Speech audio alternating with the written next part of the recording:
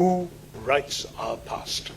A confident nation does not fear complexity in its past. It has the courage to look at history in its fullness, neither sanitized nor weaponized. It does not seek from history the comfort of unanimity, but the discipline of understanding. We all know that Islam was no monolith, and nor were Islamic ideas only of one kind. There were various interactions, right up to the moment of partition. Would you say that Jinnah's ideas about Islam and Islam's role in Indian history were the same as Maulana Azad's, or of the sadly forgotten Allah Baksh, the Chief Minister of Sindh, who, when he spoke in Delhi in 1943, had a 3 times larger audience than Jinnah did? India has never been historically monolithic. Its evolution has been marked not by isolation, but by interaction. Across centuries, different traditions, belief systems, cultural practices have coexisted, overlapped, in many cases influenced one another in ways that are difficult to disentangle. The earlier strands of our civilization were shaped by Vedic thought and practice. These were later enriched and challenged by the emergence of Buddhist and Jain philosophies, which introduced new ethical frameworks and shades of inquiry, as well as modes of inquiry. The centuries that followed saw the rise of the Bhakti movement, which emphasized personal devotion cut across rigid and social hierarchies. And then, of course, alongside all of this came other currents. Islam is a very interesting story. There is a perception in the north that Islam came with the sword, with Muhammad bin Qasim in 712. We in the south have a very different recollection. I will speak as a Keralite. From my state, we were used to what the people we today call the Arabs traveling to Kerala every year for 1,000 years before Islam.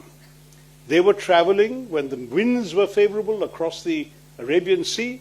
They would come, they would settle on the west coast of Kerala, they would trade, they would marry locally, they would spend a few months, and when the winds changed, they would go back every year, year after year, for centuries. Centuries.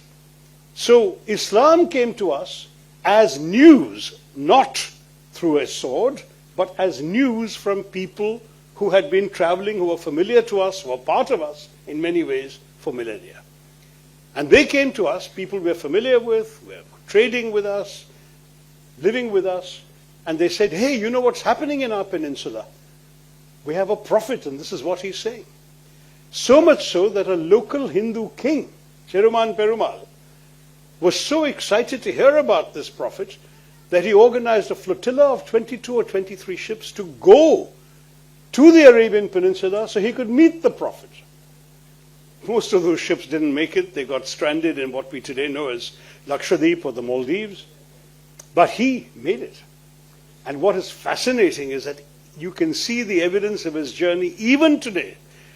In Oman, south of Salalah, there are Kerala coconut trees growing from coconuts he took with him, which are not native to the Arabian Peninsula.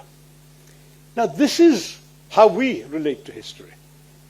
And when this Muslim community in Kozhikode and Kochi and that area, the west coast basically, became numerous enough, large enough, that they needed a place to worship, they went to the Zamorin, the local king, and he said, no problem, there is a disused temple, you can have it.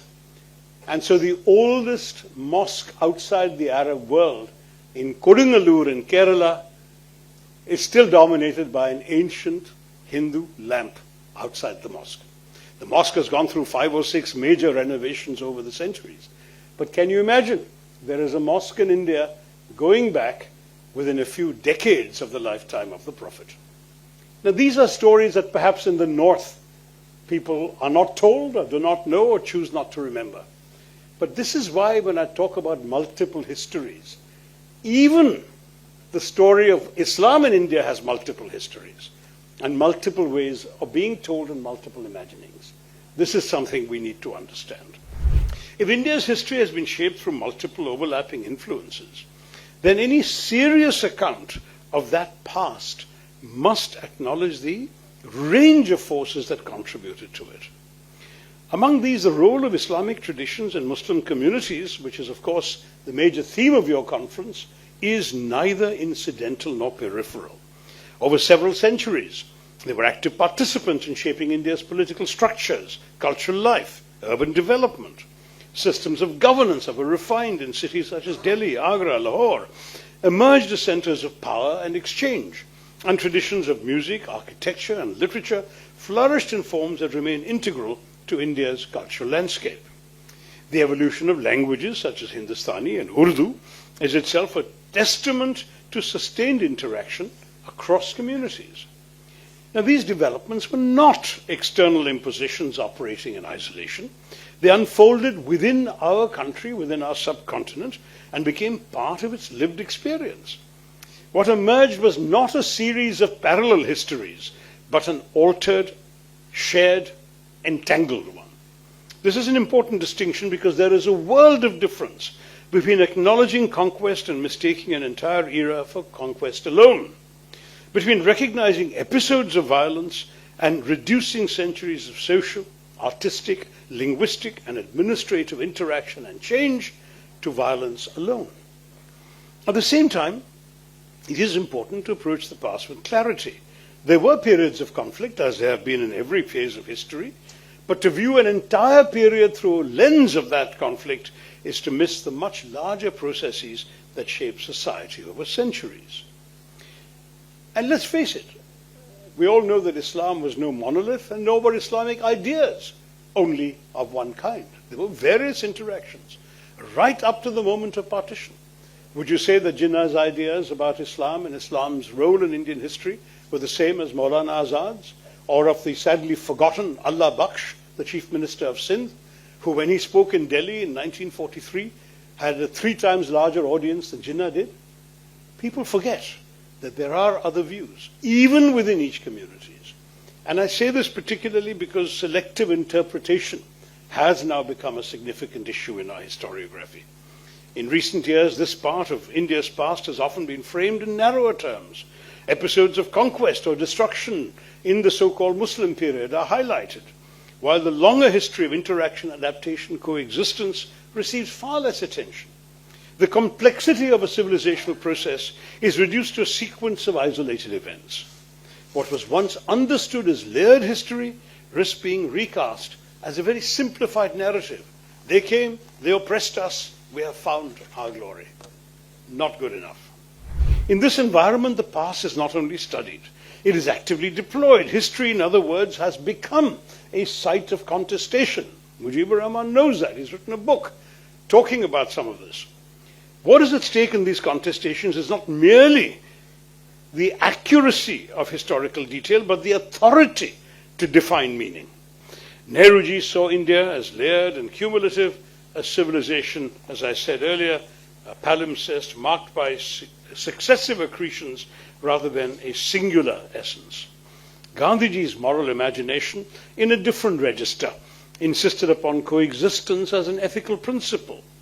They did not imagine India as a brittle identity sustained by exclusion, but as a shared inheritance made possible by accommodation.